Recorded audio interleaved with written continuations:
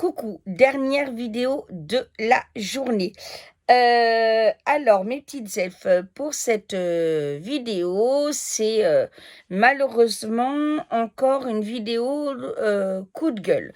Je vous explique. Donc, vous savez que j'avais, donc fait, 2 vidéos coup de gueule, contre la chaîne Miséricorde Divine, dirigée, par Fabienne. J'ai pas envie de dire, sœur Fabienne parce que sœur, prêtre, archevêque, cardinal et cetera, pour moi, ça a un sens, ça a une éthique, et pour moi, elle n'en a aucune. Voilà, et donc je reçois des menaces.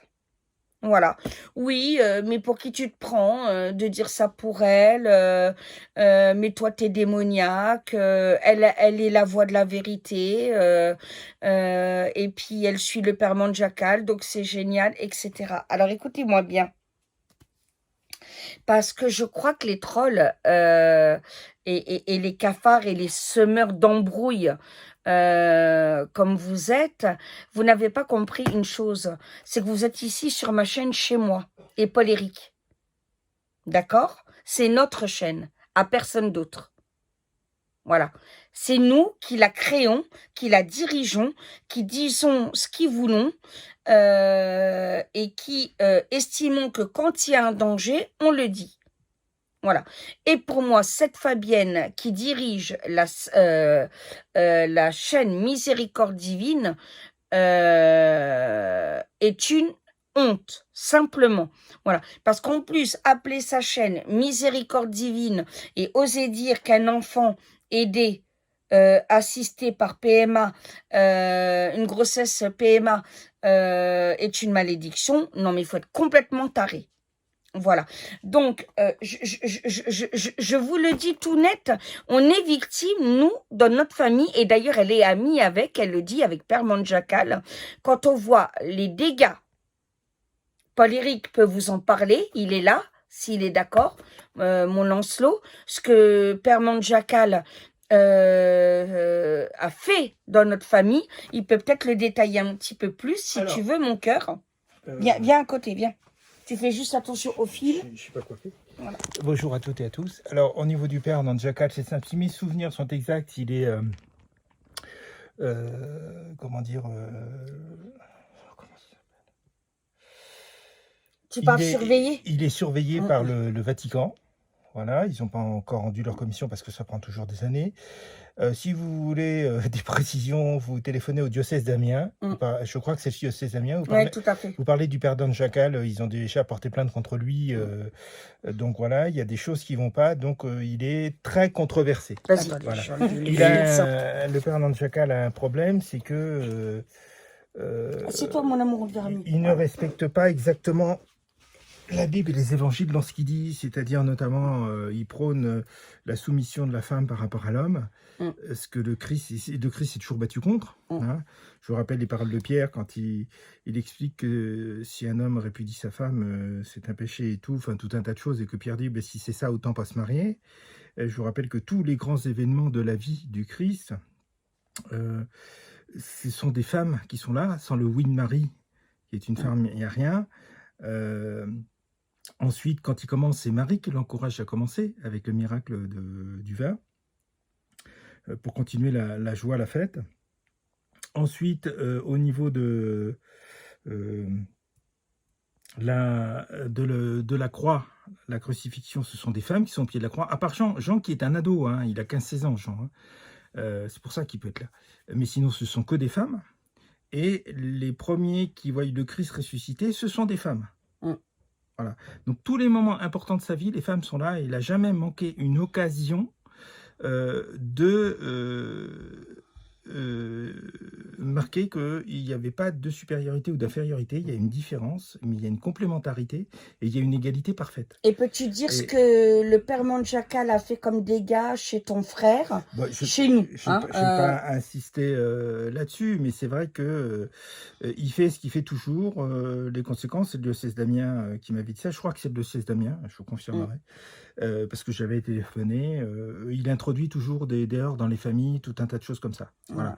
On ne peut pas à la fois prôner la miséricorde de Dieu, etc., et être Diviseur dans les familles, ou dire qu'un enfant est une malédiction, ou être complètement, comment dire, autoritaire, hum, pas autoritaire, mais sévère, en pleine injustice, etc. hum, Il faut savoir que pour la PMA, ils ont beau faire ce qu'ils veulent, les médecins, si Dieu ne créait pas l'âme du bébé, hum. il n'y aura pas de naissance, il n'y aura pas de bébé. Hein. Surtout que la Donc, PMA, on parle pas comment ça s'appelle, tu sais, dis-moi, oui. zut, ce qu'il a, oui, et se prendre pour Dieu. Tu sais, ce qu'on on prélève et on fait ton doublon. Oh, je sais plus le nom. Ah, Je sais plus le nom, zut. Excusez-moi. le, oui, vous savez faire un double. Alors on n'en parle pas parce que c'est pas au point. Hein. Voilà. Vous savez que pour le moment, moi, j'ai aucune information pour le moment qui prouve le contraire. Ils en sont toujours au même Oui, point. parce qu'il y a un vieillissement, hein, c'est ça? C'est-à-dire que quand on fait quand on clone Voilà, un clonage. Voilà, le clonage. Voilà. un animal et pour une personne, si on savait le faire, ça serait pareil. Le clone a systématiquement le même âge que la personne. Voilà, donc voilà, et c'est pour ça qu'on parle plus du clonage à part dans la science-fiction, parce qu'on ne sait pas dépasser ça, voilà, apparemment. Ou alors, je suis pas au courant, mais moi, dans les infos que j'ai pour le moment, c'est ça. Voilà, donc le père Nanjakal, il y a effectivement des problèmes. Il est, comment dire, il a plus un comportement sectaire qu'autre chose. Ah ben nous, Thierry, on le reconnaît plus. Hein. Il est passé de la joie à la tristesse complète. Hein. Le Christ, c'est la fermeté, l'intransigeance face au mal, mais la tendresse, le pardon, etc. Et c'est pas du jugement. Voilà, c'est que Dieu qui jugera. Et encore, il confirmera le choix qu'on a fait. Donc, c'est pas autre chose. Et le père Nanjakal est extrêmement dangereux. Et j'ai discuté un petit peu justement au diocèse d'Amiens parce qu'il recense un petit peu tous les gens qui ont des problèmes par rapport à ça. Il y a une plainte de déposée par l'évêque, il y a eu tout un tas de choses, si mes souvenirs sont exacts. Ils ont créé carrément un service pour recueillir. Oui, parce que ça fait un moment que tu les avais appelés. Oui, ça fait au moins 3 ans. Et donc, il y a un problème. Voilà.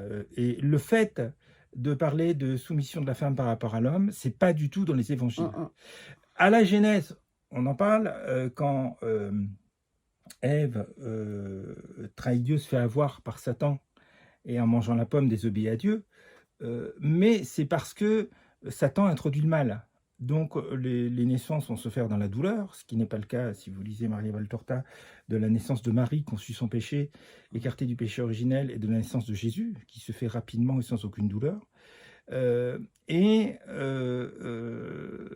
Par rapport à ce moment-là au comportement des humains, c'est la force physique qui va primer, et les femmes doivent comment dire, se protéger en étant avec un homme. Donc la Genèse, après le péché mortel, dit les femmes seront soumises à l'homme. Oui, parce qu'il y a cet aspect-là de force physique, de guerre.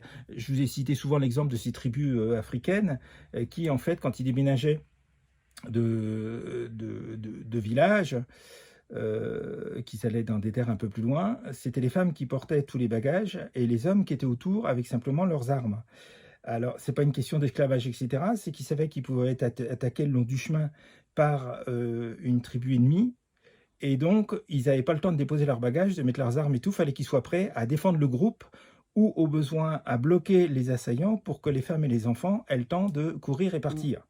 Voilà. Donc, c'est bien, dans l'Ancien Testament, c'est après le péché originel que c'est ça qui est dit, parce que la Bible annonce, le prophète annonce qu'à ce moment-là, il n'y a plus la justice et tout est difficile, et il va y avoir des guerres et tout, et c'est la force physique qui prime. Voilà. Mais c'est uniquement après le péché originel, c'est pas avant. Et le Christ, de toute façon, malgré ça, est très clair et met souvent les choses au point là-dessus. Les femmes sont parfaitement l'égale de l'homme. Et c'est comme dire que la sexualité, elle est obsédée par ça, de dire que c'est un péché. Elle est rebutée de le dire à chaque fois. Elle est complètement malade là-dessus. Moi, je suis désolée, c'est quelqu'un de dangereuse. Alors, on pourra faire quelque chose là-dessus, si vous voulez, au niveau de l'Église. C'est le livre, c'est quel livre de Jean-Paul II?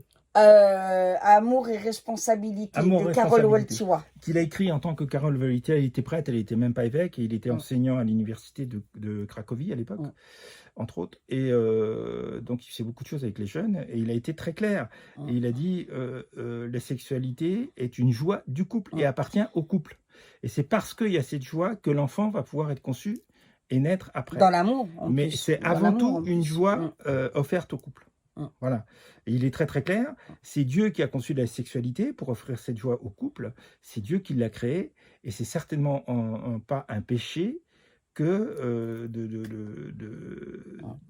comment dire, d'avoir des rapports sexuels, ou etc. Donc il y a un problème par rapport à ça, il y a beaucoup d'autres problèmes, ce qui note une déformation complète de ce qui est écrit, dit, ou de ce que le Christ a pu dire. Oui, et puis elle transfère en plus son propre vécu sur toutes les femmes, en fait. La prostitution et tout ça qu'elle a fait, le fait qu'elle ait avorté, etc., et d'ailleurs plusieurs fois, etc., elle transfère ses propres problèmes sur nous. Moi, non. Comme je dis toujours, j'ai assez de mes péchés, c'est bon. J'aurai assez de mes comptes à régler, voilà. Je comprends que si elle a vécu des choses extrêmement dures, elle passe par une phase d'extrême sévérité par rapport à elle, oui, et donc forcément par rapport aux autres. Ça se comprend. Mais en même temps, il ne faut pas déformer pour autant le message. Donc je vous recommande ce livre de Jean-Paul II. Il était à l'époque Caraïbes Lila, et quand il a été pape, il n'a jamais été démenti. Et il n'y a aucun prêtre, évêque, archevêque ou pape qui a contesté son livre. Voilà, parce que c'est ça. Même ceux de Guy Gilbert. Hein. Je vous ai raconté l'anecdote de Guy Gilbert, où bon, vous savez qu'il s'occupe des jeunes. Hein, Paul-Éric, vous l'avez déjà expliqué. Et donc, il y a une de ces jeunes qui va le voir. Elle dit Guy, j'ai un problème de couple. Ben, il dit, ben, qu'est-ce qu'il y a, main grande et tout. Il me touche pas les fesses. Moi, j'aime qu'on me caresse les fesses, il le fait pas. Ben, il dit, attends, je vais lui parler. Et puis, il appelle donc le jeune, il dit, mon gars. Et il dit, il faut peut-être caresser les fesses à ta femme, elle adore ça. Hein. Il dit, c'est bon. Hein. Bon, avec son langage à lui et son... voilà. Mais pour vous dire que c'est pas un problème, quoi. Que ce n'est pas... Il faut pas s'inventer... voilà. Avec Dieu, tout marche par l'honnêteté, la sincérité, la joie, et donc l'amour, le respect. Donc évidemment, si c'est des rapports sexuels qui ne se font pas dans le respect... dans la torture, etc. On ne parle pas de ça. On parle des rapports sexuels dans l'amour, normaux, dans l'amour. C'est un don de Dieu et c'est une joie du couple. Et c'est parce qu'il y a cette joie que l'enfant va pouvoir naître correctement. Parce qu'il naît dans la joie et dans l'amour. Que l'enfant va pouvoir arriver après. Mais avant la conception, c'est une joie du couple. Carol Wojtyła, qui deviendra Jean-Paul II et Saint Jean-Paul II, est très clair là-dessus. Et il n'a jamais été contesté. Dieu donne. Voilà. Et lui, la joie, c'est important. Je vous rappelle que le premier miracle de Jésus, c'est pour que la joie du mariage continue. Voilà, pour que la fête continue. Voilà. Quand certains osent dire que la musique, c'est péché... Que Dieu vous bénisse. Merci, mon amour. Voilà.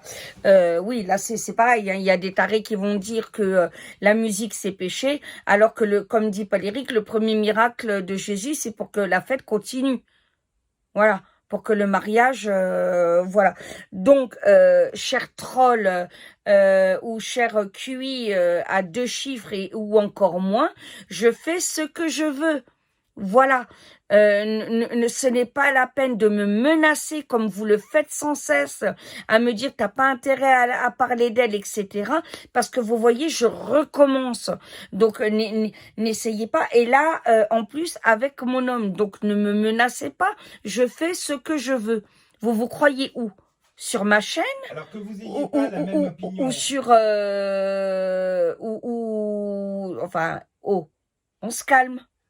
Pardon, mon amour, parce que tu m'as fait perdre le fil. On n'est pas la même opinion que vous, ça pose aucun problème, c'est normal, c'est ça la liberté. Et on peut tous s'exprimer. Et si vous pensez que c'est un problème. Voilà, on peut tous s'exprimer, mais sans menace. Sans menace, et ça n'empêche que cette personne est réellement dangereuse. Voilà, qu'on le veuille ou pas, comme Père Manjakal et tous ces gens sectaires qui donnent une vision de la parole de Jésus qui est complètement à côté de la plaque, quoi. Mais complètement à côté de la plaque. Donc, je vous le dis, je fais ce que je veux. Voilà. Et chaque menace sera enregistrée. Quand je dis enregistrée, copie écran et plainte. N'ayez aucun doute là-dessus. Voilà. Parce que je n'ai pas à être menacée parce que je dis ce que je pense. Voilà. Si j'ai envie de dire qu'elle est dangereuse et parce qu'il y a des preuves qu'elle est dangereuse, voilà, c'est quand même, Paul-Éric vous l'explique, des gens qui sont surveillés. Voilà. Ils n'inventent pas. Vous pouvez... Voilà. Bah, Amiens, c'est pour Permanent Jacal, tu t'as téléphoné. Oui, mais je crois que c'est Amiens qui m'avait dit ça. Ah oui, tu parles du lieu, vérifier le lieu, d'accord. Oui, le lieu, et puis au niveau du Vatican, mais parce que je me souviens plus. Voilà. Voilà, donc il faudra juste bien qu'il vérifie le diocèse, il vous le redira. Donc voilà, donc je fais ce que je veux.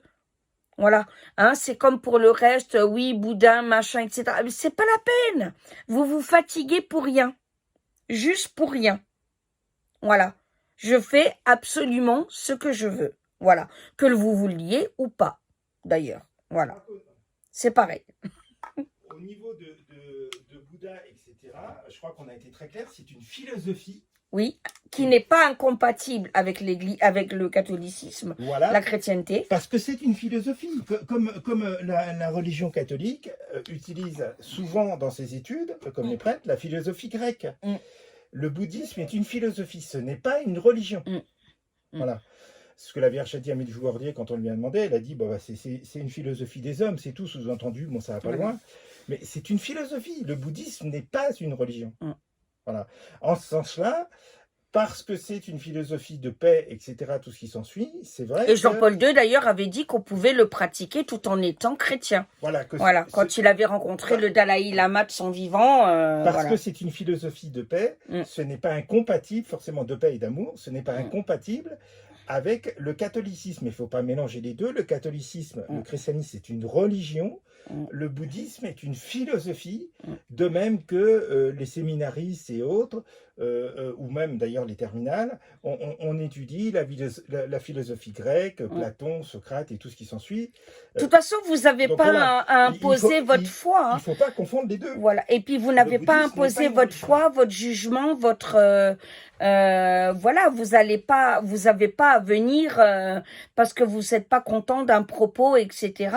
Et qui pourtant sont des gens qui sont surveillés en plus. Hein. Voilà, alors Paul-Éric va encore vérifier bien le diocèse, etc.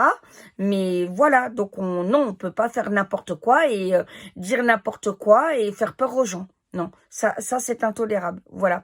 Donc ne vous fatiguez pas. Hein, parce que je dirai ce que j'ai à dire sur elle à chaque fois qu'elle débordera à ce point-là. Et voilà, je suis libre. Ouais, mais au bout d'un moment que tu es poli, tu donnes ton avis, ça s'arrête là. Voilà, c'est tout.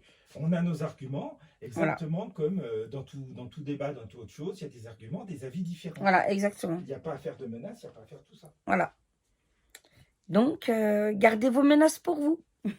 Au revoir.